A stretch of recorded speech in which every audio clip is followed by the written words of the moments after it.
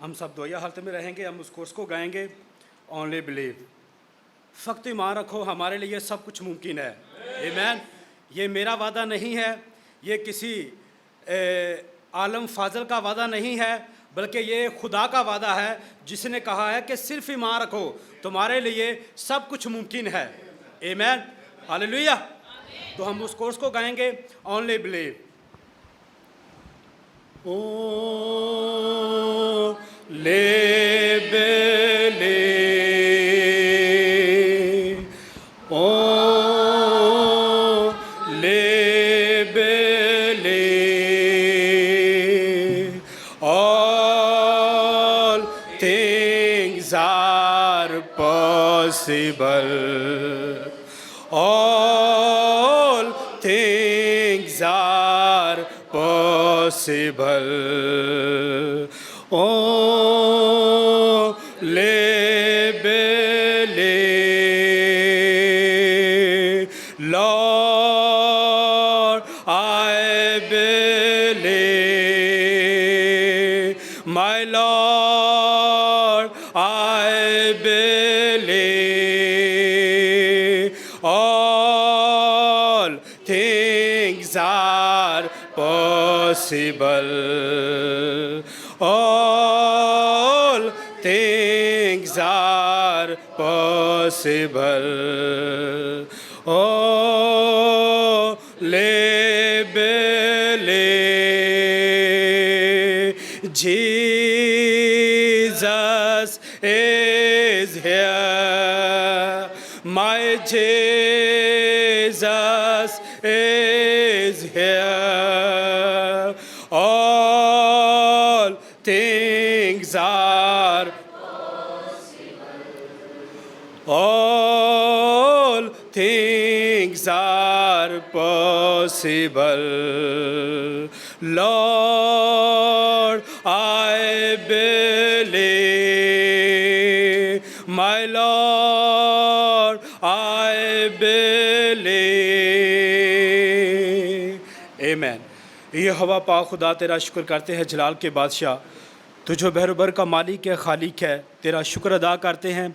तूने हमें फिर से बहाल किया है, तूने हमें फिर से अपने जलाल के लिए इस्तेमाल किया है। हम इस बात के लिए तेरा शुक्र अदा करते हैं।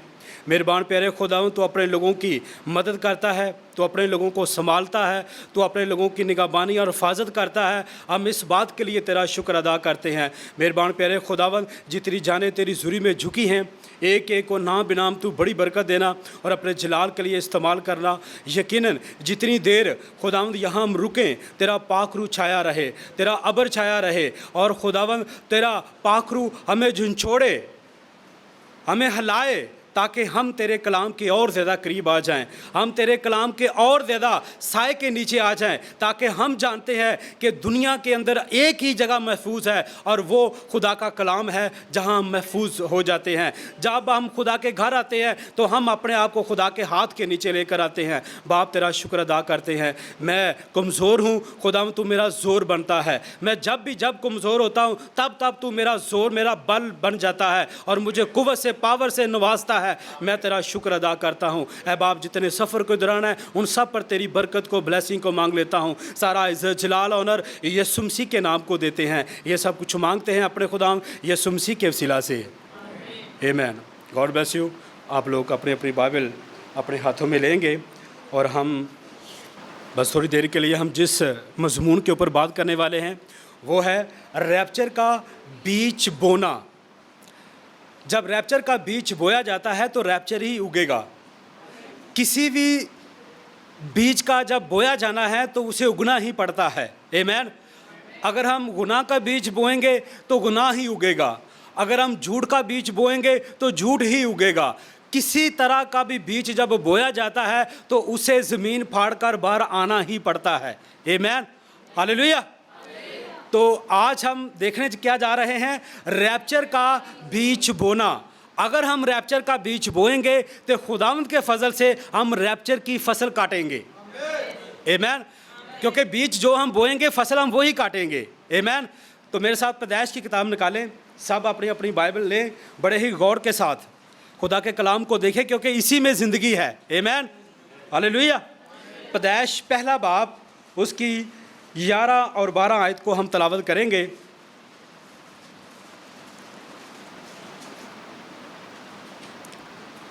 जी सामने निकाल लिया है। पैदाइश पहला बाब उसकी 11 और 12 आयत मैं आपके सामने पढ़ूंगा। और खुदा ने कहा कि ज़मीन घास और बीजदार बूटियों को और फलदार दरख्तों को अपनी अपनी जिन्स के मुआफिक फलें, और जो ज़मीन पर अपने आप ही में बीज रखें उगाए, और ऐसा ही हुआ। तब ज़मीन ने घास और बूटियों को जो अपने अपनी जिन्स के मुआफिक बीज रखे, फलदार दरख्तों को जिनके बीज उनकी जिन्स के मुआफिक उनमें हैं उगाया। और खुदा ने देखा कि अच्छा है, और शाम हुई और सुबह हुई, सो तीसरा दिन हुआ। आमीन। आगे दूसरा हवाला मुकाशवा की किताब निकालेंगे, मुकाशवा 10 बाब। मेरी तमन्ना है कि मैं ये पूरा बाब ही आपके सामने पढ़ूं। आमीन, हालेलुया, आमीन। मुकाशवा 10 बाब उसकी पहली आयत से शुरू करेंगे। हम ये पूरे बाब को ही पढ़ेंगे। जी पहले ऐसे हम शुरू करेंगे। फिर मैंने एक और जोरावर फरिश्ता को बादल ओढ़े हुए आसमान से उतरते देखा। उसके सर पर धनक थी, उसका चेहरा आफताब की मानिंद था, और उसके पाँव आग के स्तूनों की मानिंद, और उसके हाथ में एक छोटी सी खुली हुई किताब थी। उसने अपना दाहिना पाँव तो समंदर पर रखा और भाया खुश्की पर, और ऐसी बड़ी आवाज़ से चलाया जैसे बब्बर धारता है। और जब वो चलाया तो गर्ज की 7 आवाज़ें सुनाई दी। और जब गर्ज की 7 आवाज़ें सुनाई दे चुकी तो मैंने लिखने का इरादा किया, और सुमान पर से ये आवाज़ आती सुनी कि जो बातें गर्ज की इन 7 आवाज़ों से सुनी है उनको पोशीदा रख, तहरीर ना कर। 5 आयत।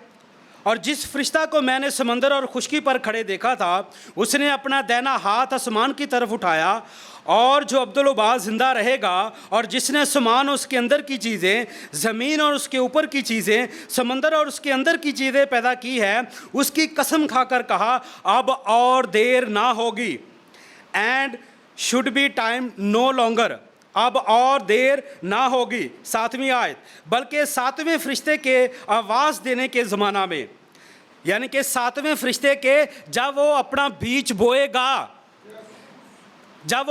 बोएगा, बल्कि 7वें फरिश्ते के आवाज़ देने के ज़माना में जब वो नरसिंगा फूंकने को होगा, तो खुदा का पोशीदा मतलब उस खुशखबरी के मुआफिक जो उसने अपने बंदों नबियों को दी थी पूरा होगा।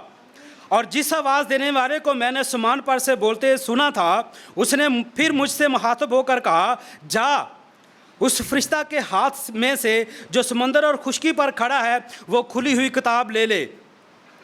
तब मैंने उस फरिश्ता के पास जाकर कहा, ये एक छोटी किताब मुझे दे दे। उसने मुझसे कहा, ले इसे खा ले, ये तेरा पेट तो कड़वा कर देगी मगर तेरे मुंह में शहद की तरह मीठी लगेगी। बस मैं वो छोटी किताब उस फरिश्ता के हाथ से लेकर खा गया। वो मेरे मुंह में तो शहद की तरह मीठी लगी, मगर जब मैं उसे खा गया तो मेरा पेट कड़वा हो गया। और मुझसे कहा गया कि तुझे बहुत सी उम्मतों, कौमों और अहले ज़बां और बादशाहों पर फिर नबूवत करना ज़रूर है। आमीन, हालेलुया। आप लोग तशरीफ़ रखें। हम अपने खुदा का शुक्र अदा करते हैं जो हमें हर हाल में संभाल लेता है। आमीन। वो हमें गिरने नहीं देता, अगर हम गिरते भी हैं तो वो फिर हमें उठा खड़ा करता है। आमीन। दाऊद कहता है, मैं जब भी गिरता हूँ तो मैं खुदा के साथ खड़ा होकर फिर खुदा के साथ चलना शुरू कर देता हूँ। तो खुदा हमें संभालता है, उसके पास ये सारी कुदरत है, उसके पास सारी पावर है, उसके पास ही सब कुछ है। आमीन। लेकिन अब आप ज़रा जुड़े रहेंगे तो मेरा साथ देंगे तो हम इस मज़मून को थोड़ी देर के लिए देखने जा रहे हैं, रैप्चर का बीज बोना। जब हम रैप्चर का बीज बोएंगे तो रैप्चर की खेती, रैप्चर की फसल, रैप्चर की ही जो शक्ल होगी हम उसी को पहनाएंगे। आमीन। तो जो हम मीटिंग को ऑर्गेनाइज करते हैं, हमारी मीटिंग हीलिंग सर्विस नहीं होती। आप सब सुन रहे हैं? यानी कि लोग आते हैं, शिफा पाते हैं और चले जाते हैं। लोग बैठते हैं, सोते हैं और फिर उनको याद आता है कि मैंने अपने लिए दुआ करानी है और दुआ कराते हैं और फिर चले जाते हैं। हमारा ये मकसद नहीं होता। हमारा मकसद ये होता है कि लोग कलाम को सुने, सुनकर समझकर अमल करके वो रैप्चर का बीज बो दें, वो अपने उस मुकाम तक पहुंच सकें, अपनी उस मंजिल तक जा सकें। अगर हम शिफा के लिए आते हैं तो हमारा खुदा सब कुछ करने की ताकत और कुदरत रखता है, आमीन, और वो करता भी है। अगर हमें कहा जाता है तो हम भी दुआ करते हैं, पास्टर साहब भी दुआ करते हैं, सब दुआ करते हैं, और खुदा हमारी सुनता भी है। ये नहीं है कि खुदा नहीं सुनता, लेकिन इस बदन के अंदर रहते हुए हम फिर बीमार हो जाते हैं, हमें फिर शिफा की ज़रूरत पड़ती है, हम फिर से खुदा के पास आते हैं, हम फिर से खुदा को धोखा देने की कोशिश करते हैं। हम जब आते हैं और हमें शिफा मिल जाती है, हम फिर चले जाते हैं, हम फिर खुदा को याद नहीं करते। हम जब फिर बीमार होते हैं, हम फिर खुदा के घर में आते हैं, फिर हम दुआ कराते हैं, हम फिर गायब हो जाते हैं। लेकिन मैसेज के चर्च के अंदर हम रैप्चर के लिए मीटिंग करते हैं, आमीन, ताकि हमारे बदन को बार बार शिफा की ज़रूरत ना पड़े। हम इसलिए मीटिंग करते हैं ताकि एक दुल्हन बुलाई जाए, और जब वो बुलाई जाए तो ये बदन तब्दील हो जाए, और जब ये बदन तब्दील होगा तो फिर बार बार शिफा की ज़रूरत नहीं पड़ेगी। फिर बार बार हम नहीं आएंगे कि हमें शिफा मिले, बल्कि हम इसलिए आएंगे कि हम कलाम को सुनकर समझकर एक और मुकाम पर चले जाएं, जहां ना दुख है, ना बीमारी है, ना मातम है, ना हो नाला है, आमीन। तो जब हम वहां जाएंगे तो फिर हमारे लिए शिफा की ज़रूरत हमें नहीं पड़ेगी। हमारे थियोफनी बदन होंगे, हमारा जलाली बदन होगा, तो जलाली बदन के अंदर बार बार शिफा की ज़रूरत नहीं पड़ेगी।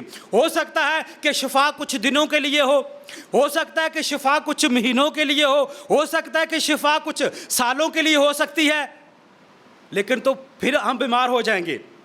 हम सब जानते हैं कि खुदा ने लाजर को ज़िंदा किया, यायर की बेटी को ज़िंदा किया, उस बेवा के बेटे को ज़िंदा किया, 10 कोड़ियों को शिफा दी, उस हौज के किनारे बैठे हुए 38 साल के जो अपाज था उसको शिफा मिली। लेकिन लाजर फिर मर गया। जब वो मरा, इस यकीन पर मरा कि उसका अब्दी ज़िंदगी में उसका मुकाम था, क्योंकि यीशु मसीह ने कहा कि जो कोई मेरा कलाम सुनता है, उस पर अमल करता है, अगर वो हलाक हो जाए, अगर वो मर जाए, तो मैं उसे फिर से उठा खड़ा करूंगा। ये सबसे बड़ी बात है हमारे लिए, ये हमारे लिए सबसे बड़ी बात है, ताकि वो खुदा हमें फिर से खड़ा कर सके। लाजर मर गया, 10 कोड़ियों को शिफा मिली, वो चले गए, लेकिन रैप्चर का हिस्सा कौन बना? सिर्फ एक लाजर को खुदा ने फिर जिंदा कर दिया। अगर आज हम अपने चर्च में मीटिंग करते हैं तो इसका ये मतलब नहीं होता कि हम चर्च में आएँ, फॉर्मेलिटी पूरी करें और चले जाएं।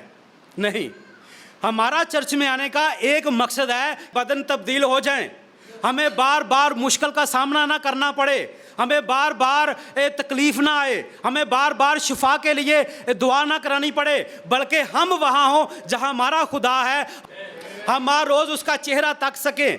हम इसलिए मीटिंग करते हैं ताकि हम किसी और मुकाम पर चले जाएं, और जब हम किसी और मुकाम पर जाएंगे तब हम जब यहाँ से कलाम प्रीच होता है तो उसका मकसद क्या होता है कि एक दुल्हन बुलाई जाए। और जब दुल्हन बुलाई जाती है, जैसे एक जहाज़ उड़ाया जाता है, उड़ाने से पहले वो एक फाइनल कॉल करते हैं कि भी जहाज़ इस डेट को इस टाइम उड़ने वाला है, अगर कोई रहता है तो जल्दी आए ताकि जहाज़ यहाँ से उड़ सके।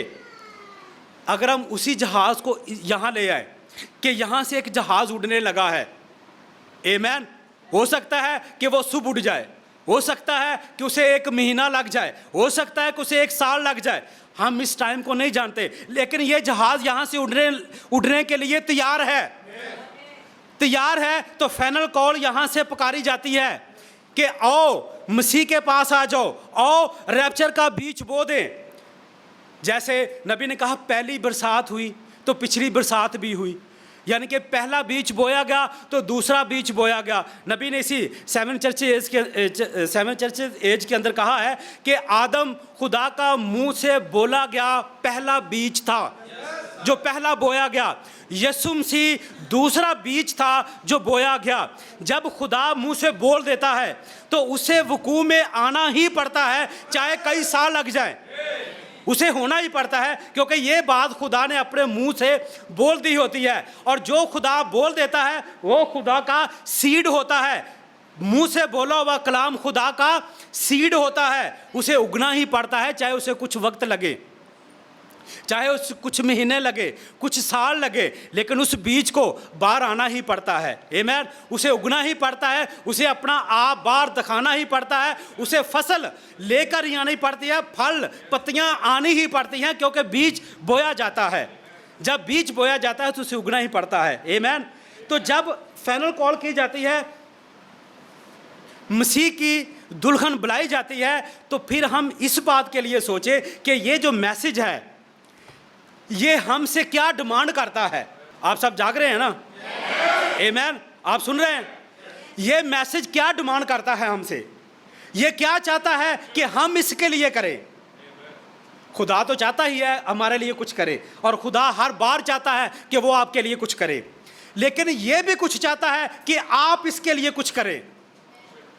जब आप इसके लिए कुछ करेंगे तो वो कभी रहेगा नहीं जाने देगा आपकी मेहनत, आपकी कोशिश, आपका कदम उठाना, आपका बढ़ना, वो कभी रहेगा नहीं जाने देगा। मैसेज क्या डिमांड करता है, आज हमने ये देखना है। आज हम आए चले गए, जैसे चर्च आए वैसे चले गए। अब वो वक्त नहीं है। आप सब जाग रहे हैं? अब वो वक्त नहीं है कि हम जैसे आए वैसे चले जाएं। अब वो वक्त है कि यहाँ से जो फल आता है आप उसको खाएं। जब आप उसको खाएंगे तो आपके बदन तब्दील हो जाएंगे, आपका रैप्चर हो जाएगा। और सबसे इंपॉर्टेंट बात यह है कि हमारा रैप्चर हो, हमारा चर्च आना उस वक्त ही कारआमद होगा जब हम यहां से उठाए जाएंगे। हम दिन रात चर्च आएं, हम दिन रात दुआ करें, लेकिन हमारा रैप्चर मिस हो जाए, जो मेन पॉइंट है हम वो ही खो दें, तो आपका चर्च आना, आपका रोज़ रो रो के दुआ करना, आपका रोज़ कलाम को खोल के पढ़ना कोई फ़ायदा नहीं है। अब आप कहेंगे ये क्या बात हुई, कलाम पढ़ना तो फ़ायदा है, दुआ करना तो फ़ायदा है, चर्च आना तो फ़ायदा है। ऐसा ही है ना? आना फ़ायदा तब होगा जब आप खुदा की मर्ज़ी के मुताबिक चलेंगे। जब आप खुदा की आवाज़ को सुनकर, जब खुदा ने शमूएल को बुलाया, तो खुदा ने शमूएल को जब बुलाया तो शमूएल ने खुदा की आवाज़ को सुना, और जब सुना तो शमूएल खुदा की आवाज़ के साथ साथ चलता रहा। वो दाएं बाएं नहीं मुड़ा, उसने एली काहिन के साथ बात नहीं की, उसने शमूएल के साथ बात की। और जब शमूएल के साथ बात की तो शमूएल ने खुदा की बात को इग्नोर नहीं किया। उसने ये नहीं कहा कि खुदा मैं करूँगा, मैं करता हूँ, मैं ये करूँगा, मैं वो करूँगा, नहीं। बल्कि खुदा ने जब शमूएल को पुकारा तो शमूएल खुदा के साथ खड़ा हो गया। आज खुदा मुझे और आपको पुकारे और हम खुदा के साथ खड़े हो जाएं। जब मैं और आप खुदा के साथ खड़े हो जाएंगे तो फिर इसका मतलब ये होगा कि हमारा चर्च आना फ़ायदेमंद होगा, हमारा कलाम पढ़ना फ़ायदेमंद होगा, हमारा दुआ करना फ़ायदेमंद होगा। कब? जब हम खुदा की लाइन के ऊपर रहेंगे। अगर हम खुदा की लाइन से हट जाएंगे तो फिर आप हदियाजात, आप लोगों के साथ नेकी भलाई करना सब कुछ कर लें, अगर आप खुदा की लाइन के अंदर नहीं हैं तो फिर कुछ भी नहीं हो सकेगा, फिर कुछ भी नहीं हो सकेगा। लेकिन जब आप खुदा के प्लान के अंदर हैं, जब आप खुदा की लाइन के अंदर हैं, तो फिर आपका हर कदम उठाना मुबारक होगा। आमीन। फिर आपका चर्च आना मुबारक होगा, फिर आपका अपने कदमों पर चलकर किसी और को खुशखबरी सुनाना वो भी मुबारक होगा। क्यों? क्योंकि आप खुदा के मंसूबे और उसकी मर्ज़ी को पूरा कर रहे हैं।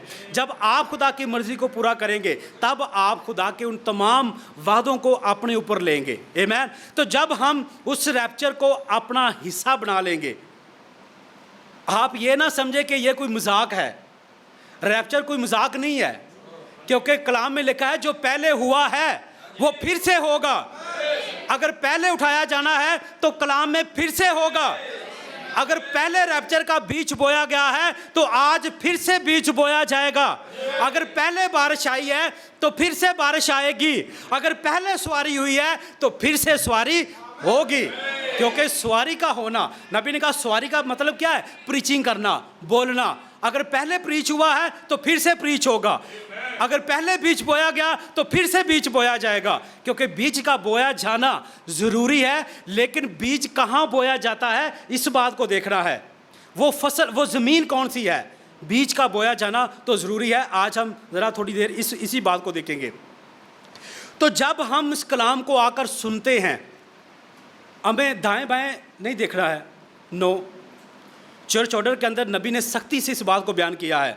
आपको याद होगा, आपको दुआ कराने की भी ज़रूरत नहीं पड़ेगी। तो जब हम अपने आप को उस लाइन में रखेंगे, हालेलुया, जब हम अपने आप को उस लाइन में रखेंगे तब मैं और आप उसके मंसूबे में होंगे। आमीन। तो बीज मुख्तलिफ किस्म के होते हैं, बीज मुख्तलिफ किस्म के होते हैं। आपने वो मैसेज सुना इंटरसेसर का, यानी कि शिफायती का काम, जो मैसेज मैंने प्रीच किया था, आपको याद होगा कि आप बीज के रूम में खुदा के अंदर थे। जब मैं और आप बीज के रूम में खुदा के अंदर थे तो वो हमारे लिए इंटरसेसर का काम कर चुका है। आमीन। जब वो काम कर चुका है तो फिर वो हमारे लिए सब कुछ कर चुका है, क्योंकि हम उसके अंदर बीज की सूरत में मौजूद थे। तो बीज मुख्तलिफ किस्म का होता है। तो बीज के अंदर जो उसकी ज़िंदगी होती है वही ज़िंदगी निकल कर बाहर आती है। आमीन। ये सबको नज़र आ रहा है। ये देखिए, कई मुख्तलिफ किस्म के बीज हैं, इनकी कई किस्म की शक्ल है। जी ब्रदर, पैदाइश की किताब के अंदर 11 पहली आयत, पहला बाप उसकी 11 आयत, हमने पढ़ा है कि हर बीज अपनी अपनी जिन्स के मुआफिक फले। और खुदा ने कहा कि ज़मीन घास और बीजदार बूटियों को और फलदार दरख्तों को जो अपनी अपनी जिन्स के मुआफिक फले, और जो ज़मीन पर अपने आप ही में बीज रखे उगाए, और ऐसा ही हुआ। जी सुनिए, ये चर्च है, इसके अंदर नबी ने कहा जो बात मैं आपको बताने की कोशिश कर रहा हूँ, अगर नबी वहाँ मीटिंग ले रहा है तो ये नबी का ही मैसेज है, वो आज हमें भी बताने की कोशिश ही कर रहा है। आमीन। वो कह रहा है कि जो बात मैं आपको बताने की कोशिश कर रहा हूँ ये कानून कुदरत है, ये खुदा का कानून है, ये खुदा का लॉ है, ये खुदा की प्लानिंग है कि हर चीज़ अपनी अपनी जिन्स के मुआफिक फल लाती है। यानी कि जो उसकी जिन्स है वो उसी से पैदा होगा। अगर घोड़ा है तो वो घोड़ा ही पैदा करेगा, अगर वो कोई और जानवर है तो वो कोई और जानवर ही पैदा करेगा, अगर खुदा है तो वो खुदा के ही बच्चे पैदा होंगे। अगर हम रैप्चर का बीज बोएंगे तो रैप्चर ही होगा। आमीन। तो अपने अपनी जिन्स के मुआफिक वो अपना फल लेकर आता है। हत्ता के पैदाइश पहला बाप 11 आयत जो हमने पढ़ी है, खुदा ने कहा कि ज़मीन घास और बीजदार बूटियों को, फलदार दरख्तों को जो अपने अपनी जिन्स के मुआफिक फलें, और जो ज़मीन पर अपने आप ही में बीज रखें उगाए, और ऐसा ही हुआ। जो ज़िंदगी, नबी ने कहा जो ज़िंदगी बीज के अंदर थी, जो ज़िंदगी बीज के अंदर थी वो पौधे में आ गई, और जो पौधे के अंदर जिंदगी आई वो फल के अंदर जिंदगी आ गई। आमीन। क्योंकि जो कुछ बोया जाता है वही कुछ बाहर आएगा। तो नबी उसी बात को लेकर ही कह रहे हैं कि जो जिंदगी बीज में थी वही पौधे में आई, और उसके बाद फल में भी। यही कानून आज कलीसिया पर लागू होता है। अगर वो बीज है तो नबी ने कहा वो कानून कलीसिया पर भी लागू होता है। जैसे आप सुनेंगे वैसे ही आप बदलेंगे, अगर आप नहीं सुनेंगे तो आप नहीं बदलेंगे, अगर आप कलाम को अपने साथ नहीं लेकर जाएंगे तो ये रैप्चर का बीज भी आपके अंदर बोया नहीं जाएगा। नबी ने कहा ये कलीसिया पर भी लागू होती है। यानी असली बीज की मानिंद, इसलिए कि वही बीज है। इन आखिरी दिनों में असली दुल्हन कलीसिया यानी मसीह का बीज बलाई पत्थर तक पहुंचेगा, यानी कि कैपस्टून के ऊपर तक आएगा, और एक आला कलीसिया, नबी ने कहा एक आला कलीसिया आला नस्ल होगी। कब आला नस्ल होगी? जब उसका बीज अच्छा बोया जाएगा। जब हम रैप्चर का बीज बोएंगे तो रैप्चर ही का बीज काटेंगे तो रैप्चर ही सबसे अच्छा बीज है। अगर हम मर जाएं तो मर कर हम दोबारा उठे ही ना तो ये अच्छा बीज नहीं है। अगर हम कब्र में पड़े रहें तो ये अच्छा बीज नहीं है। अच्छा बीज वो है कि जब खुदा आए और वो आवाज़ दे तो हम उठ खड़े हों। ये है अच्छा बीज, ये है अच्छा सीड। आगे नबी ने कहा कि खुदा का पहला बेटा आदम मुंह से निकला हुआ कलाम का बीज था, यानी खुदा का कलाम, उसे एक दुल्हन दी गई। आगे दूसरा बेटा यसू भी खुदा के मुंह से निकले हुए कलाम का बीज था और उसे भी आदम की तरह एक दुल्हन दी गई। अब दोनों को दुल्हन दी गई, लेकिन नबी ने कहा ब्राइट जो है ये गुमराह नहीं होगी, जो हो ब्राइट वो गुमराह नहीं होगी। आगे कलाम के असली बीज के एक छोटे से ग्रोह में खुदा मसीह को एक बहुत प्यारी दुल्हन नायत करेगा, यानी कि खुदा मसीह के लिए एक छोटी सी कलीसिया, एक छोटी सी ब्राइड जो बहुत प्यारी होगी वो नायत करेगा। अब बड़े बड़े ग्रोह नहीं आएंगे, जो बड़े बड़े मीटिंगें होती हैं वो नहीं आएंगे, बल्कि उनमें से निकलकर थोड़े से लोग होंगे जो मसीह का हिस्सा बनेंगे। जी, वो इसके कलाम के लिहाज से कुंवारी है। वो कुंवारी है इसलिए कि वो निशान के बनाए किसी रस्मों रिवाज से वाकिफ नहीं है। वादे का कलाम मरियम के पास पहुंचा, लेकिन वादे का वो कलाम वो खुद आप था जो जाहिर होने वाला था। खुदा जाहिर हुआ, इसने बजाते खुद काम करके अपना वजूद को, कलाम को एक कुंवारी में, एक फरिश्ता था जो इस पैगाम को लेकर आया, लेकिन फरिश्ते का पैगाम खुदा के कलाम था। यसाया मरियम ने अपने लिए उसके कलाम को कबूल किया, इसलिए कि जो कुछ उसकी बाबत लिखा था उसको उसने उस वक़्त पूरा किया। क्योंकि कलाम जब बीज मरियम के पास पहुंचा तो मरियम वो ज़मीन थी जिसमें वो बीज बोया गया, और जब बीज बोया जाता है तो नबी ने कहा उसे उगना ही पड़ता है। क्यों? क्योंकि उसने वो ज़मीन के अंदर चला जाता है, बीज मर जाता है, गल जाता है, सड़ जाता है, और जब वो बाहर आता है तो वो अपनी तरह का ही फल लेकर आता है। आमीन। और जब वो अपनी तरह का फल लेकर आता है तो फिर उसके अंदर जो ज़िंदगी होती है वही बाहर आती है। जो ज़िंदगी बीज के अंदर होती है वो ज़िंदगी उसके पौधे के अंदर चली जाती है, और जो पौधे के अंदर ज़िंदगी होती है वो उसके फल में, उसके फल के अंदर भी ज़िंदगी आ जाती है। आमीन। जब सीड जो खुदा के मुंह से निकल जाता है, तो जैसे पैदाइश की किताब में कहा कि रोशनी हो जा, तो नबी ने कहा रोशनी हो सकता है कि कई साल लगे हों उस रोशनी को होने के लिए, लेकिन रोशनी हो गई। अगर उसने कहा कि आपका उठाया जाना है तो ये होगा, चाहे कुछ वक्त लगे, लेकिन ये होकर ही रहेगा। अगर उसने कहा कि आप किसी और मुकाम पर होंगे तो आप वहाँ ही होंगे, चाहे कुछ वक्त लग जाए। क्योंकि जब खुदा के मुंह से बीज निकल जाता है, कलाम निकल जाता है, बोया जाता है, तो उसे उगना ही पड़ता है। आमीन। तो रैप्चर के मैसेज से हम देखेंगे, नबी कहता है जिस तरह खुदा ने पैदाइश में फरमाया, उसने कहा रोशनी हो जा, तो रोशनी शायद सैकड़ों साल बाद हुई। नबी ने कहा इसी मैसेज के अंदर, उसने कहा शायद सैकड़ों साल बाद हुई, लेकिन वो वजूद में आई, उसे वजूद में आना ही था। उसने फरमाया कि वहाँ खजूर का दरख्त हो, तो वहाँ खजूर के दरख्त को आना ही पड़ा।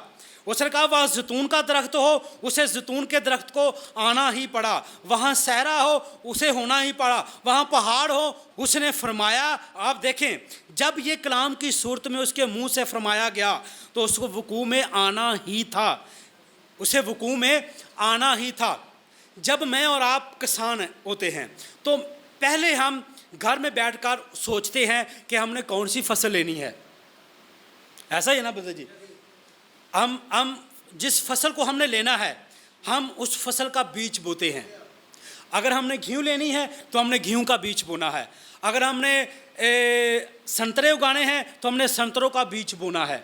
हमने अमरूद का फल लेना है तो अमरूद का बीज बोएंगे। हमने किसी भी फल का वो फल को रिसीव करना है तो हम उसी का ही बीज बोएंगे, हम उसी का ही बीज बोएंगे। तो जब किसान बैठकर फैसला करता है कि मुझे धान की जो चावल की खेती है वो लेनी है, फसल लेनी है, तो वो चावल का ही बीज बोता है। उसे चावल का ही बीज बोना पड़ता है। फसल जो भी लेनी है पहले बैठकर उसको डिसाइड किया जाता है। वो पहले बैठता है, सोचता है, फिर उसके ऊपर बादो अमल करता है। आमीन। तो हम यहाँ से किस तरह की फसल काटने लगे हैं, हम यहाँ से किस तरह का बीज बोने लगे हैं? क्योंकि हम जब भी हम मैसेज में आते, चर्च में आते हैं, मैसेज प्रीच करते हैं, तो हमारा मकसद ये होता है कि कलाम का बीज बोया जाए। तो कलाम का कौन सा बीज बोया जाए? रैप्चर का बीज बोया जाए। क्योंकि रैप्चर का जब बीज बोया जाएगा तो हम फसल भी रैप्चर की ही लेंगे। तो जब हम रैप्चर की फसल लेंगे तो आगे नबी ने क्या कहा कि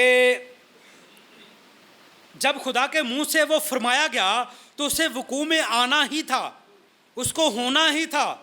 और एक दिन उसने अपने लोगों को बुलाया और एक आदमी जिसका नाम मूसा था, उसके साथ आग के सतून में बात हुई, हम कलाम हुआ। एक रोशनी जो मुकद्दस मुबारक आग थी, और लोगों ने मूसा का यकीन ना किया, इसलिए उसने कहा कि उसको पहाड़ के नज़दीक ले आ। आप सब इस स्टोरी से वाकिफ है, हम थोड़ी सी इसको बैकग्राउंड बनाएंगे। जब खुदा ने मूसा को बुलाया तो मूसा ने लोगों को बुलाया, क्योंकि जब मूसा की मुलाकात इस पिलर ऑफ फायर से होगी तो मूसा ने लोगों को बुलाया, क्योंकि लोगों ने मूसा का यकीन ना किया। आज भी कई ऐसे हैं जो मैसेज का यकीन नहीं करते। आज भी कई ऐसे हैं जो कलाम को सुनकर उस पर बिलीव नहीं करते। अगर मूसा के वक़्त में थे तो आज भी हैं। हो सकता है कि आज कुछ 5 साल बाद फिर ऐसे लोग आएँ, हो सकता है 10 साल बाद ऐसे लोग आएँ, हो सकता है इससे पहले रैप्चर हो जाए। लेकिन अगर उससे पहले रैप्चर हो जाए तो क्या हमें उसकी तैयारी नहीं करनी चाहिए? तैयारी करनी चाहिए ना, क्योंकि हम तैयार हों, जहाज जब भी आए हम बैठे और उड़कर कहीं और पर चले जाए। इससे पहले कि जहाज आए और वो आकर चला जाए हम फिर अपनी तैयारी करें। उस तैयारी का कोई फ़ायदा नहीं होगा कि जहाज यहाँ से उड़कर चला जाए। खुदा ने मूसा को बुलाया, लोगों ने मूसा का यकीन ना किया। खुदा ने कहा कि मूसा इन तमाम लोगों को लेकर पहाड़ के पास आ जा। जब वो पहाड़ के पास लेकर उनको आ गया तो पहाड़ के पास जब उनको लेकर आया तो जब लोगों ने उस पहाड़ को देखा तो लोग डर गए और लोगों ने मूसा से कहा कि मूसा, खुदा तेरा हमसे बात ना करे बल्कि तू ही हमसे बात कर, तू ही हमसे बोल। उसने कहा कि ठीक है, अगर आपने आप डायरेक्ट खुदा आपसे बात ना करे, यानी कि मूसा वापस पैदाइश की किताब में चला गया। खुदा पैदाइश की किताब में पहले खुद काम करता था। उसने कहा रोशनी हो जा, रोशनी हो गई। उसने कहा बीजदार पौधे हो गए, बीजदार पौधे हो गए। उसने कहा पहला दिन हुआ, अच्छा हुआ। ये खुदा खुद काम कर रहा है। पहले नबी तो थे नहीं। आप जानते हैं जब खुदा ने पैदाइश में काम किया तो नबी नहीं थे, खुदा खुद काम कर रहा है। खुदा ने पहला बोला, पहला काम हुआ, दूसरा बोला, दूसरा काम हुआ। खुदा ने 7 बार बोला, ये 7 कलीसिया ज़बानें, तो 7 बार ही कुछ ना कुछ हुआ। और तब खुदा खुद बोलता था। तो जब खुदा ने मूसा से लोगों से मुलाकात की तो लोगों ने कहा खुदा तू हमसे बात ना कर। फिर खुदा को एक नबी बीच में रखना पड़ा। पहले खुदा बात करता था, अब नबी के वसीले बात होगी। अब जो खुदा ने कहा तो वो अब नबी के अंदर सारा कुछ डाल दिया खुदा ने, क्योंकि जब नबी के पास चला गया सब कुछ तो अब नबी खड़े होकर फिर बोलते हैं। ये हो जाए, पहली मोहर आ गई, दूसरी मोहर आ गई, तीसरी मोहर आ गई, चौथी, पांचवी, छठी और सातवीं। खुदा खुद बोलना चाहता था लेकिन लोगों ने खुद इनकार कर दिया, खुदा तू हमसे बात ना कर। खुदा को बीच में नबी लाना पड़ा और अब नबी बोलेगा तो कुछ होगा। अब खुदा डायरेक्ट बात नहीं कर रहा, अब खुदा नबी के वसीले बात कर रहा है, क्योंकि नबी ही वो वसीला बन गया। जी आगे जब नबी वसीला बनता है तो उसने कहा कि लोगों ने मूसा से कहा कि खुदा हमसे बात ना करे बल्कि खुदा अब उनके साथ ऐसा बात ना करे, मैं उनको एक नबी दूंगा। खुदा ने उसे कह दिया कि मैं उनको क्या करूंगा, वो कौन सा नबी दूंगा? मूसा। आप सब जानते हैं कि मूसा और एलिया एक ही शख्स के अंदर हैं, और वो शख्स का क्या नाम है? 2 खिदमतें एक ही नबी के अंदर, 2 पावरें एक ही शख्स के अंदर। जो खुदा पैदाइश के अंदर करता था अब नबी करेगा उन चीज़ों को। अब नबी उस बीज को बोएगा। पहले खुदा पैदाइश के अंदर खुद बोता है, अब नबी बोएगा। अब जब नबी बोएगा तो नबी क्या करेगा, आगे चलकर हम देखेंगे इसको। मैं उनको एक नबी दूंगा और उसके वसीले में उनसे बात करूंगा, और वो जो कहेगा जब वो पूरा होगा तो तुम उसकी सुनना। अब मैं और आप जानते हैं कि जो कुछ नबी ने कहा वो पूरा हो रहा है। आमीन। जो कुछ नबी ने कह दिया वो पूरा हो रहा है और वो होगा। तो फिर क्या इसकी सुननी चाहिए कि नहीं सुननी चाहिए? ये फैसला आपका है। अगर आप सुनेंगे तो ये रैप्चर का बीज बोएंगे, और अगर रैप्चर का बीज बोएंगे तो रैप्चर की फसल लेंगे। अब बात मुख्तलिफ है। पहले खुदा बात करता था, अब नबी के वसीले बात हो रही है जी। आगे जब वो कुछ कहेगा तो वो पूरा होगा तो तुम उसकी सुनना, क्योंकि अब से मैं उसके साथ हूँगा। अब खुदा किसके साथ है? नबी के साथ। तो जो नबी कहेगा वो पूरा होगा। उसने ये फरमाया और ऐसा ही करेगा। जो कुछ उसने कह दिया खुदा उसके पीछे खड़ा होकर उस काम को करेगा। जब वो कलाम करेगा तो जब खुदा उसकी आवाज़ को पूरा करेगा तो जो उसकी आवाज़ को सुनेंगे वो रैप्चर का हिस्सा बनेंगे। जो उसकी आवाज़ को रद्द करेंगे वो रैप्चर का हिस्सा नहीं बनेंगे। तो जब रैप्चर का हिस्सा वो नहीं बनेंगे तो फिर वो रैप्चर का बीज, रैप्चर की फसल, रैप्चर का जो सब कुछ उनके पास तो नहीं होगा, और ना ही वो उनके पास वो चीज़ें होंगी। लेकिन जो सुनेगा इस नबी को, जो सुनकर इस मैसेज को कबूल करके उस पर अमल करेगा, वही रैप्चर का बीज बोएगा, और जब वो बोएगा तो वो उगेगा। यशाया नबी को खड़े देखो, वो एक ज़हीन शख्स था। नबी ने कहा यशाया एक ज़हीन शख्स था। बादशाह उसको बहुत पसंद करता था क्योंकि वो उजिया बादशाह के साथ रहा था, जो कि एक अजीम आदमी था, और उसने एक दफ़ा एक मनाद की जगह लेने की कोशिश की, आप सब जानते हैं। और यूँ ही मैंने ताजरों को बताया है, कभी किसी मनाद की जगह लेने की कोशिश ना करें। आगे नबी चलकर उस बात को बताते हैं। यशाया जब जवान और ज़हीन आदमी वहाँ खड़ा था और अचानक खुदा की रूह ने उसे छुआ, क्योंकि वो नबी था इसलिए कोई मुख्तलिफ बात ना कर सका। उसने कहा एक कुमारी हमला होगी। आप देखें, आप इस बात को समझे। नबी खड़ा है और अचानक रूह आई नबी के पास, और नबी ने आकर, उस रूह ने आकर नबी को छुआ। अब जब छुआ तो नबी ने उस छूने के बाद नबी ने कहा एक कुमारी हमला होगी। तो नबी ने कहा इसी मैसेज के अंदर, रैप्चर मैसेज के अंदर, नबी ने कहा ये यशाया की अक्ल दानिश नहीं थी, ये यशाया की अपनी जहानत नहीं थी।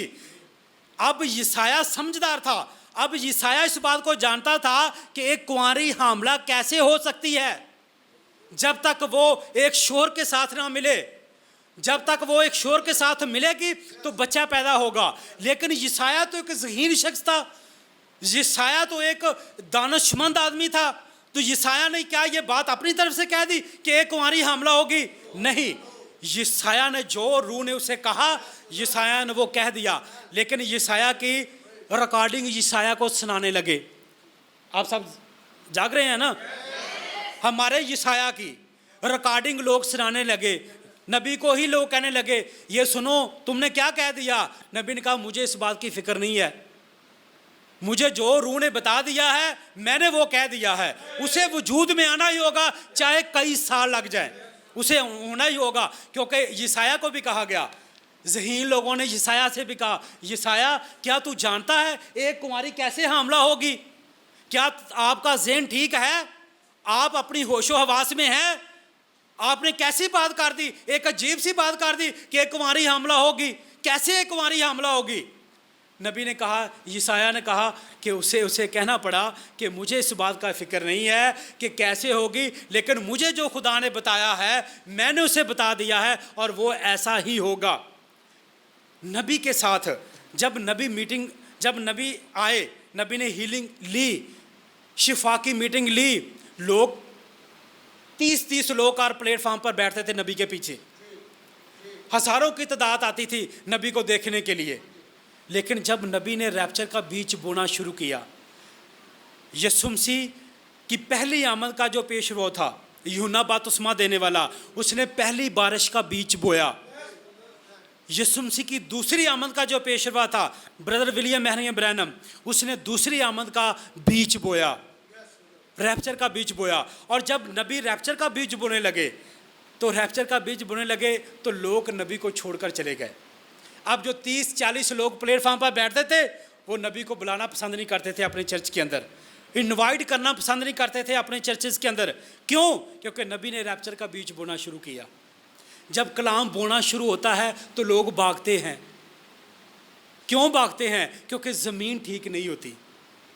जब ज़मीन ठीक होगी तब बीज बोया जाएगा, और जब बीज बोया जाएगा तो वो 30, 50, 20 नहीं बल्कि 60 नहीं बल्कि 100 का 100 फल लाएगा। पहले खुदा ने कहा है कि जब हम इस आयत को पढ़ते हैं 100 गुना फल लाएगा, फिर 60 गुना, फिर 30 गुना, पहले कितना? 100 गुना। पहले सबसे ज़्यादा जब अच्छी ज़मीन पर बोया जाता है। तो जब नबी बीज बोने लगे तो नबी को लोग छोड़कर चले गए। क्यों? क्योंकि उन्होंने बीज बोना शुरू किया, रैप्चर का बीज बोना। और रैप्चर का बीज बोना तब किया 1963 को, जब मोहरें आ गई, मैसेज आ गया, प्रीचिंग शुरू हो गई, तो तब लोगों ने नबी को छोड़ना शुरू कर दिया। आप सब जानते हैं कि जब यीशु मसीह ने 5000 को खाना खिलाया तो दूसरे दिन यीशु मसीह को पागलों की तरह ढूंढने लगे। यीशु मसीह तू कहाँ है? यीशु मसीह तू कहाँ है? तो यीशु मसीह ने उनको जान लिया। उसने कहा कि तुम कलाम सुनने के लिए नहीं आ रहे, तुम खाना खाने के लिए आ रहे हो। हाँ जी, यानी कि KPC। अब आप कहेंगे KPC क्या है? भी खाओ पियो खिसको। आप समझ रहे हैं ना? KPC 5000 ने खाया पिया और खिसक गए, और सुबह फिर यीशु मसीह को तलाश करने लगे। यीशु मसीह तू कहाँ है? यीशु मसीह तू कहाँ है? तो यीशु मसीह ने उनके दिल को जान लिया। उसने कहा ना ना ना ना, तुम लंगर पालने के लिए आ रहे हो, खाना खाने के लिए नहीं, उस कलाम सुनने के लिए नहीं, इस रैप्चर के बीज को बोने के लिए नहीं, बल्कि तुम रोटी खाने के लिए मेरे पास आते हो। तुम बागी हो। ब्रदर एक हवाला निकाले, होशिया की किताब मेरे साथ निकाले। हाँ जी, KPC समझ आ गई? हाँ जी, KPC खाओ पियो खिसको। लेकिन इसलिए मैसेज के चर्च के अंदर खाओ पियो खिसको नहीं है, ठीक है? यहाँ रैप्चर का बीज बोया जाता है, और जब रैप्चर का बीज बोया जाएगा तो रैप्चर की फसल ही हम लेंगे। आमीन जी ब्रदर। उसके 7 बाब उसकी जरा 13 से शुरू करना। आमीन, हालेलुया। होशिया की किताब उसका 7 बाब उसकी 13 से ब्रदर शुरू करना। उन पर अफसोस क्योंकि वो मुझसे आवारा हो गए। उन पर अफसोस कि वो मुझसे आवारा हो गए, वो बर्बाद हों क्योंकि वो मुझसे बागी हुए, बागी हो गए। जी अगरचे मैं उनका फिदिया देना चाहता हूँ। खुदा चाहता है मेरा और आपका फिदिया देना। खुदा तो चाहता है कि मेरा और आपका रैप्चर हो जाए। खुदा तो चाहता है कि मैं और आप रैप्चर का बीज बोएं। खुदा की ये मर्जी है, खुदा के प्लान के अंदर है। खुदा तो चाहता है कि मैं आपका फिदिया दूं। जी ब्रदर आगे। वो मेरे खिलाफ द्रोहगोई करते हैं, वो मेरे खिलाफ बुरे मंसूबे बांधते हैं, हाँ जी, दगा करते हैं। किससे? खुदा से। जी, और वो हजूरे कल्ब के साथ मुझसे फरियाद नहीं करते। हाँ जी, बल्कि कैसे? जी, अपनी तड़प के साथ। अगर हम 2 दिन खाना ना खाएं तो क्या भूख लगेगी, हम इस बात को अच्छी तरह जानते हैं। आप समझ रहे हैं ना? रूत को नजर नहीं आता जब भूख लगी होती है, ठीक है? ये अभी 1-2 घंटे की, 3 घंटे की, 4 घंटे की, 5 घंटे की बात होती है। तो जब हम 2 दिन ना खाना खाएं तो कितनी तड़प होगी। इसीलिए यहाँ लिखा है वो हजूर कल्ब के साथ, यानी कि पूरे खोकर मुझे तलब नहीं करते, पूरा अपने आप को मार कर मुझे तलब नहीं करते, पूरी कोशिश के साथ मुझे तलब नहीं करते, पूरी भूख और प्यास के साथ मुझे तलब नहीं करते। जी ब्रदर, बल्कि अपने बिस्तरों पर पड़े चलाते हैं। चलाते हैं।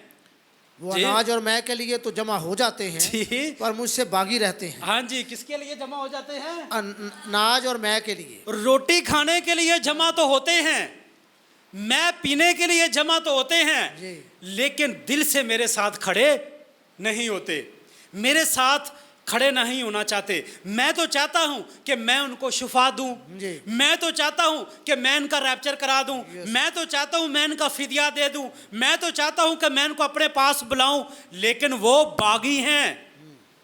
क्या हैं जी? बागी। बागी हैं। वो मैं और रोटी के लिए तो जमा हो जाते हैं, चलाते हैं। जी। अगरचे मैंने उनकी तरबियत की और उनको कभी बाजू किया। कितनी खूबसूरत आयतें हैं कलाम की। मैंने उनकी तरबियत भी की। यहाँ से कितनी तरबियत भी होती है, डांटा जाता है, सब कुछ किया जाता है। मैंने उनकी तरबियत की, मैंने उन्हें जोरे बाजू किया, मैंने उनको कलाम की रोशनी दी, पावर दी, ताकत दी, सब कुछ किया, मैसेज था, लेकिन फिर भी वो मुझसे बागी थे। जी ब्रदर। तो भी वो मेरे हक में बदअंदेशी करते हैं। हाँ जी। वो रजू होते हैं पर हक ताला की तरफ नहीं। हाँ जी। वो दगा देने वाली कमान की मानद हैं। हाँ जी। उनके उमरा अपनी जुबान की गुस्ताखी के सबब से हाँ जी। तह तेग होंगे। हाँ जी। इससे मुल्के मिस्र में उनकी हंसी होगी। मुल्के मिस्र में उनकी हंसी होगी। मजाक उड़ाएगा। कहाँ? गुनाह। मिस्र क्या है? गुलामी, गुनाह। तो ये मिस्र, ये सब जब हम चर्च से बाहर निकलते हैं तो हम मिस्र में ही जाते हैं, गुनाह में, क्योंकि यही मिस्र है हमारे लिए। अब हम उस मिस्र की बात नहीं कर रहे जो वो मिस्र है, हमारे लिए यही मिस्र है। लेकिन जब मैं और आप पूरे हजूरे कल्ब के साथ, पूरी जान मार कर, पूरी ज़हन के साथ, अक्लो दानिश के साथ खोकर जुस्तजू करके खुदा को तलाश कर लेते हैं, तो फिर खुदा चाहता है मैं तुम्हारे अंदर रैप्चर का बीज बो दूंगा।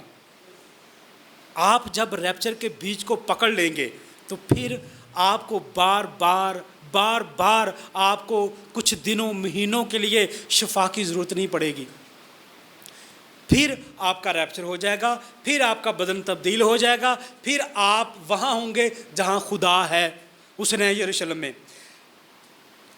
जी ब्रदर। अच्छा, नहीं बस सुनिए। यशायाह जब जवान ज़हीन शख्स था, उसने कहा कुंवारी हमला होगी। हम वापस उसिया वाले के ऊपर आते हैं। तो जो वो कुंवारी हमला हो गई, कलाम का बीज 800 साल सफर करता रहा। जी। आप सुन रहे हैं जी। 800 साल कलाम ने सफर किया। कलाम चलता रहा, चलता रहा, चलता रहा, चलता रहा, चलता रहा। आखिरकार उसे मरियम की जमीन मिल गई। अगर वो 800 साल पुराना बीज उग सकता है तो ये नबी को गए तो ये भी 40-50-60 साल हो गए हैं। आप समझ रहे हैं ना? अगर वो 800 साल पुराना बीज मरियम की जमीन तलाश कर सकता है तो ये तो बस 40-50-60 साल की बात है जो नबी ने बोला है। तो क्या ये वकूअ में नहीं आएगा? ये आएगा। अगर वो 800 साल पुराना बीज 2000 साल पुराना बीज अपनी ज़मीन तलाश कर सकता है तो ये तो अभी तो नबी को गए थोड़े साल हो गए हैं, क्या ये वकूअ में नहीं आएगा?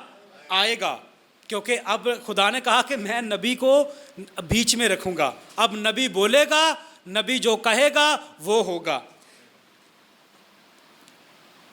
और एक कुंवारी हमला होगी और हमारे लिए एक लड़का तवल्लद होगा, एक बच्चा पैदा होगा, उसका नाम अजीब मशीर, खुदाए कादर, अब्दियत का बाप, सलामती का शहजादा होगा।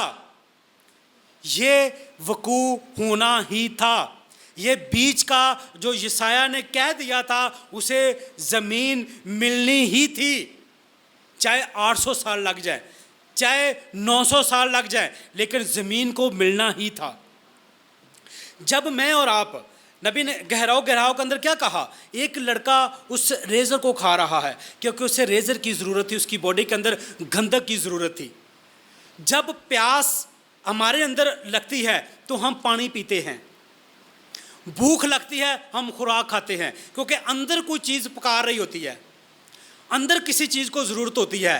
तो जब किसी चीज़ को ज़रूरत होती है तो कोई चीज़ आकर उसके साथ अटैच होती है, मिलती है। आमीन। और जब वो मिलती है तो उसे आना ही होता है। अगर एक कुंवारी हामला होगी तो उसे होना ही था, और होने के बाद नबी ने कहा आगे क्या होगा। नबी ने कहा कि जब वो बीज रैप्चर का बोया गया, एक बीज बोया गया, तो वो मरियम के पास आना ही था। और जब वो मरियम के पास आ गया तो आगे नबी ने कहा कि ये किसी जहानत से वो आदमी कह सकता है एक कुंवारी हमला होगी।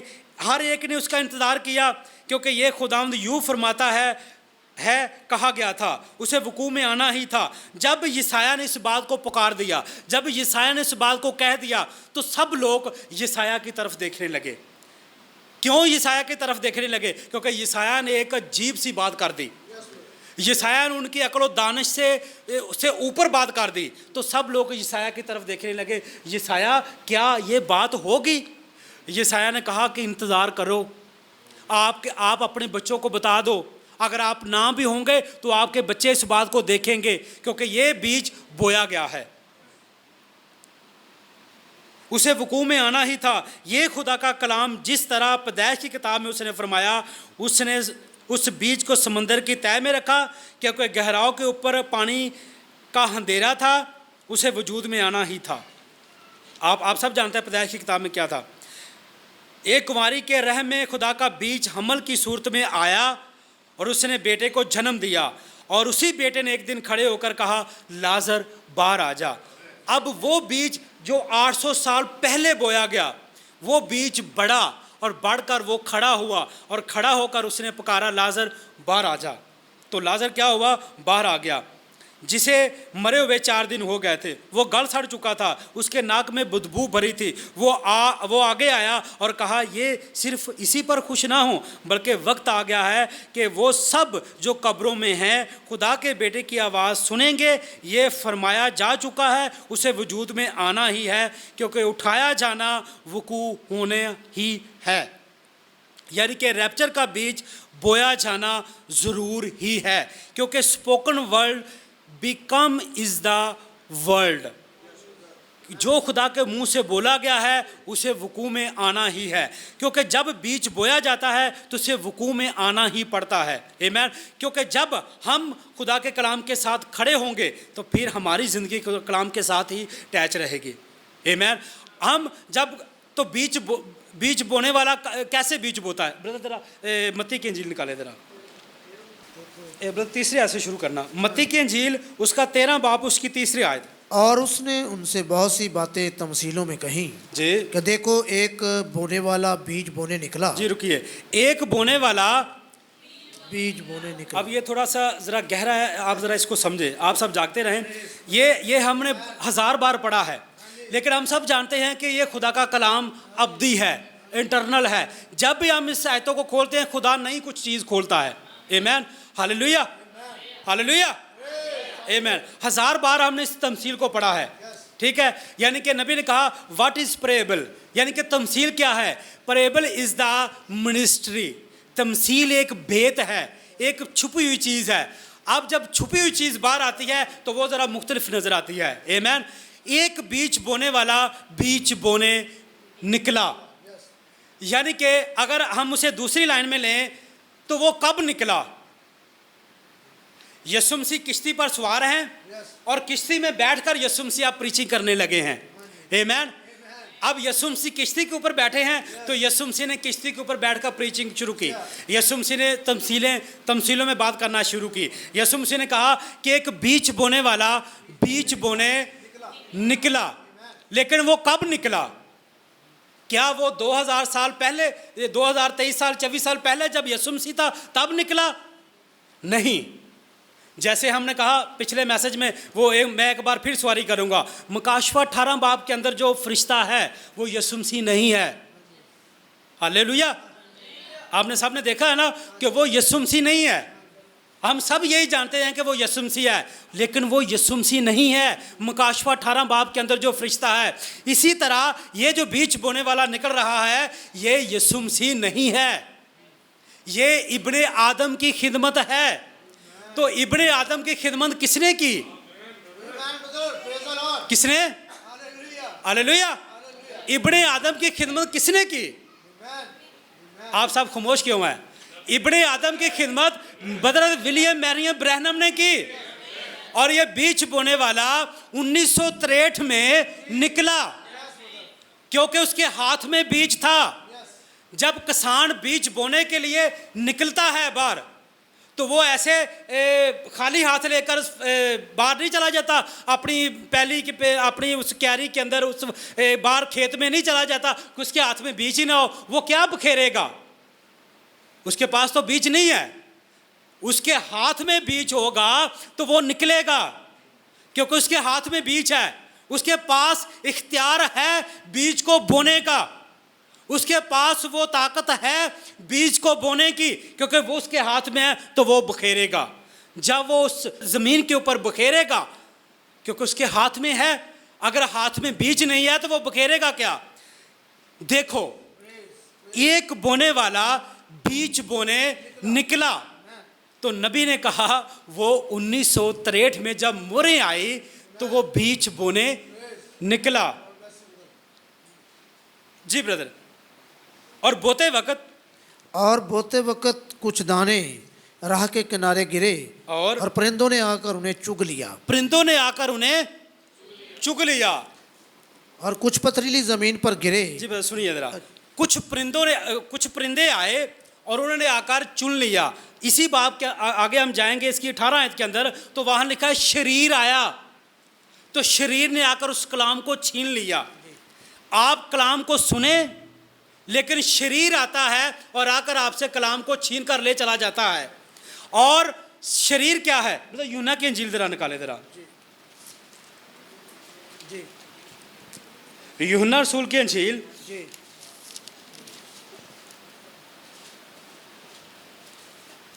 अब बीज बोने वाला 1963 में निकला और उसने बीज को बखेरा, उसने बो दिया, क्योंकि उसके हाथ में बीज था। यूहन्ना की इंजील उसका 8 बाब उसकी जरा 43 आयत से शुरू करना। 43। तुम मेरी बातें क्यों नहीं समझते? इसलिए कि मेरा कलाम सुन नहीं सकते। तुम अपने बाप अबलीस से हो और अपने बाप की ख्वाहिशों को पूरा करना चाहते हो। वो शुरू ही से खूनी है और सच्चाई पर कायम नहीं रहा। अजी, क्योंकि उसमें सच्चाई है नहीं है। जब वो झूठ बोलता है तो अपनी ही सी कहता है जी, क्योंकि वो झूठा है, बल्कि झूठ का बाप है जी। लेकिन मैं जो सच बोलता हूँ, इसलिए तुम मेरा यकीन नहीं करते। सुनिए, जब जो ब्लीस की नस्ल है, जो सांप की नस्ल है, नबी ने कहा सांप की नस्ल का रैप्चर नहीं होगा। Yes brother. सांप की नस्ल के अंदर रैप्चर का बीज बोया जाना नहीं है, क्योंकि वो सांप की नस्ल है, उसके अंदर रैप्चर का बीज नहीं बोया जाता। इसलिए यीशु मसीह ने यूहन्ना की इंजील में कहा कि तुम अपने बाप अबलीस से हो, क्योंकि तुम मेरा कलाम सुन नहीं सकते, तुम मेरे कलाम को नहीं समझते, तुम मेरी आवाज को नहीं सुनते। बस बोने वाले की तमसील सुनो। जब कोई बादशाह का कलाम सुनता है और समझता नहीं, तो जो उसके दिल में बोया गया था, उसे वो शरीर आकर छीन ले जाता है। ये वो है जो राह के किनारे बोया गया था, क्योंकि शरीर आता है और उसे आकर आपसे छीन लेकर चला जाता है, क्योंकि वो बीज आपकी ज़मीन में बोया नहीं गया। वो बीज ऐसे महज ऊपर आपने उस ज़मीन के ऊपर रख दिया, उसे पानी नहीं मिला, उसे नमी नहीं मिली, उसे कुछ भी नहीं मिला। इसलिए शरीर आया और उस बीज को उठा के किसी और जगह पर लेकर चला गया, क्योंकि उसे पानी नहीं मिला। बीज को 2 चीज़ें चाहिए। नबी ने कहा बीज को क्या चाहिए? एक तो बीज है, एक तो उसे पानी चाहिए। ज़मीन कब मिलेगी? जब ज़मीन नरम होगी। किसान आता है, उस पर हल चलाता है, किसान आता है, उसके ऊपर कुछ चीज़ें ज़मीन को खोदता है, उसे नरम करता है, उसके अंदर जितनी गर्दो गुबार होती है, जितने उसके अंदर और जड़ी बूटियाँ होती हैं, उनको उखाड़ता है और बाहर फेंकता है।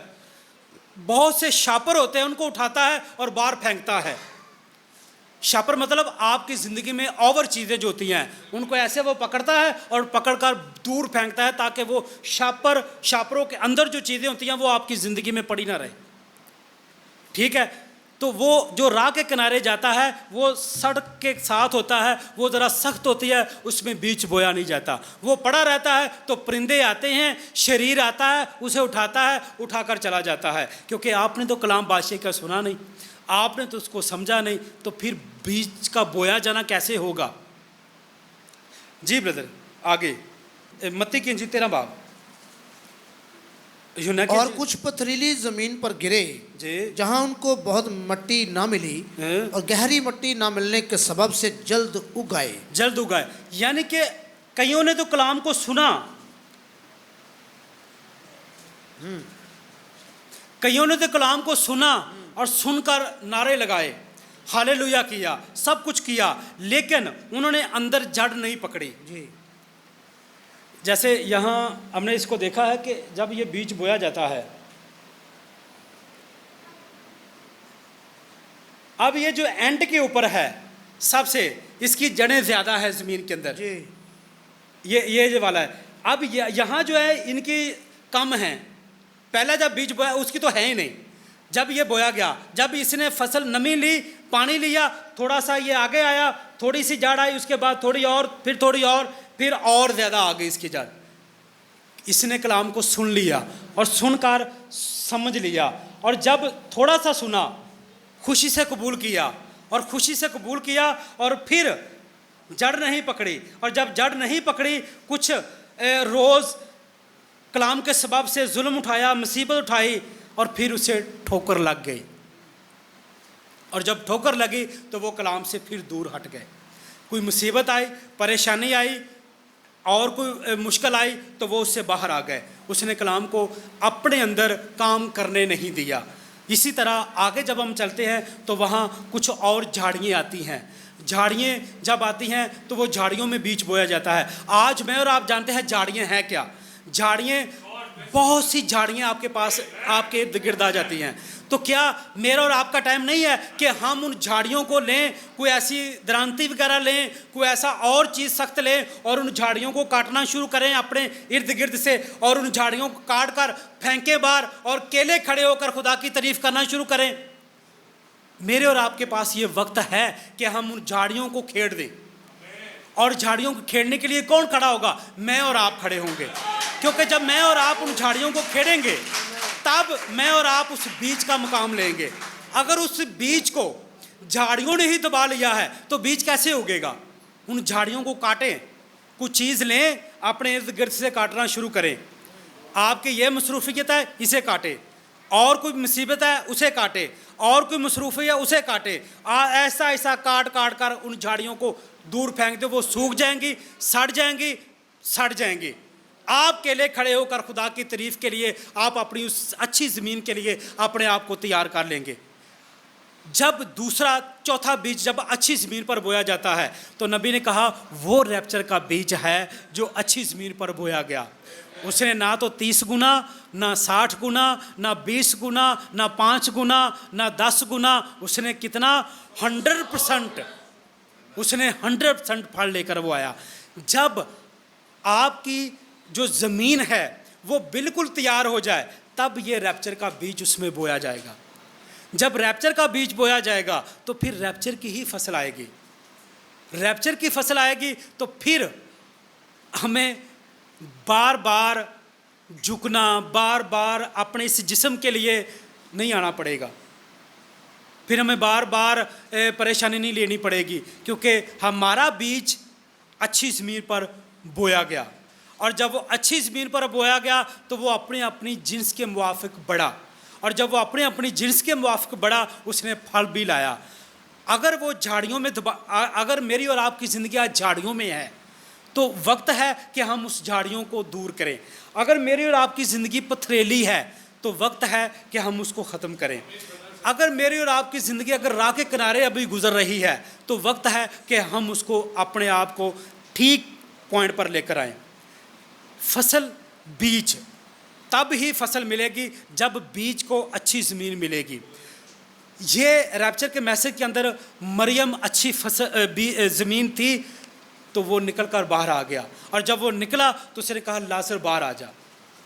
जब मैं और आप अच्छी ज़मीन पर होंगे तो मैं और आप पुकारेंगे तो काम हो जाएगा, मैं और आप बोलेंगे तो हमारे लिए वो मुमकिन हो जाएगा।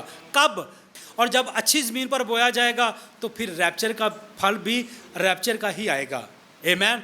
तो जब रैप्चर का फल आएगा तो फिर हमें इसके बाद किसी और चीज़ की ज़रूरत नहीं पड़ेगी। रैप्चर के बाद हमें किसी और की मुसीबत की, दुख उठाने की, प्रॉब्लम की ज़रूरत नहीं पड़ेगी, क्योंकि हमारे बदन तब्दील हो जाएंगे, तो फिर हमें किसी और चीज़ की ज़रूरत नहीं पड़ेगी। ज़रूरत हमें तब पड़ेगी जब हम अपने रैप्चर को मिस कर देंगे, जब बीज ख़राब हो जाएगा, जब बीज अच्छी ज़मीन पर नहीं लगेगा, तब रैप्चर का बीज बोया नहीं जाएगा। तो आज मैं और आप इस बात को ज़रूर घर लेकर जाएं कि हमने अच्छी फसल लेनी है तो अच्छी ज़मीन तैयार करनी है। रैप्चर का बीज बोना है तो रैप्चर की खेती, रैप्चर की फसल, रैप्चर का होना ही ज़रूर होगा। जब मैं और आप किसी भी मुकाम पर होंगे, लेकिन अगर हमारी ज़मीन अच्छी होगी, अगर मैं और आप एक अच्छे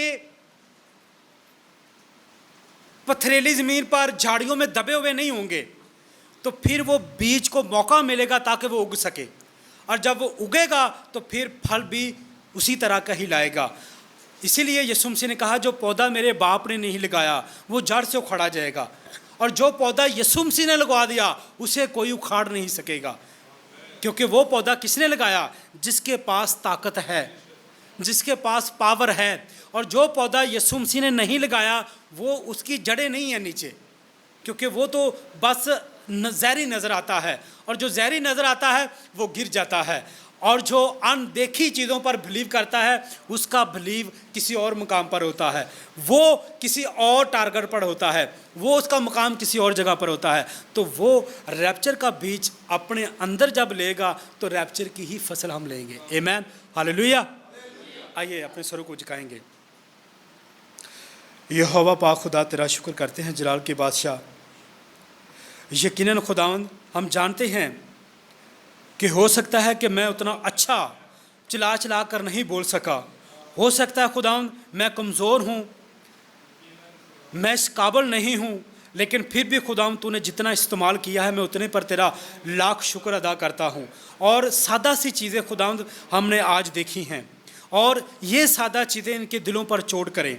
अगर हमारी ज़िंदगी के अंदर बहुत सी झाड़ियाँ उग आई हैं, तो खुदावंद आज वक्त है कि हम कलाम की उस हथियार को लेकर, कलाम के उस थोड़े को लेकर अपने अंदर से वो तमाम झाड़ियों को उखाड़ दे और अपनी ज़िंदगी को, अपनी ज़मीन को बिल्कुल तेरे लायक कर ले, ताकि रैप्चर का बीज बोया जाए। और खुदावंद हम जानते हैं कि जब रैप्चर का बीज बोया जाएगा तो फिर खुदावंद हमारा रैप्चर होना ज़रूर ही है, क्योंकि जब आप फरमा दिया आपने तो वो होना ही है, चाहे उसे कई साल लग जाए। लेकिन खुदावंद हम तेरा शुक्र अदा करते हैं, तेरी सारी बरकतों के लिए तेरा शुक्र अदा करते हैं, तेरे इन तमाम जानों के लिए, बच्चों के लिए, बहनों भाइयों के लिए, इन सब के लिए तेरी बरकत की दुआ मांगते हैं। खुदावंद आज ये बीज रैप्चर के इनके दिलों पर बोया जाए।